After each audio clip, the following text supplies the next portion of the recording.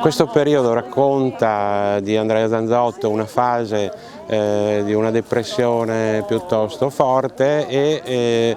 in aiuto invece a questo momento è venuto proprio il rapporto con la terracotta e con la manualità, e quindi da questo sono nati dei piccoli poemetti brevissimi che poi sono gli haiku, che sono stati pubblicati per la prima volta in America e poi anche qua. Questo tassello di questo lavoro particolare che lui ha svolto partendo, come dice lui nei suoi testi, dall'influenza che ha avuto da suo papà Giovanni, che è stato pittore, che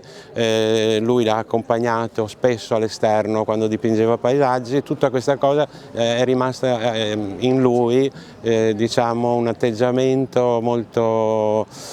preciso sui fatti formali, sull'arte, sulle arti visive. Allora, i festeggiamenti ufficialmente finiscono il 31 dicembre 2022 e abbiamo ancora altri appuntamenti in cantiere dedicati ad Andrea Zanzotto. Questa mostra ripercorre un particolare periodo appunto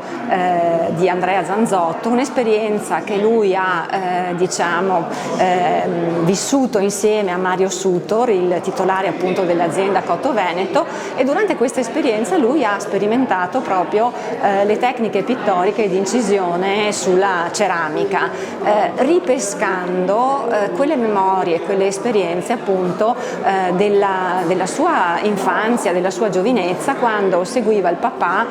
durante la realizzazione dei suoi lavori, e quindi l'esperienza della pittura è un parallelo, diciamo, rispetto alla scrittura, anche se nelle sue poesie, nei suoi versi spesso affiorano segni grafici, disegni. Quindi abbiamo voluto raccontare questo filone inedito di Andrea Zanzotto attraverso appunto questo percorso espositivo.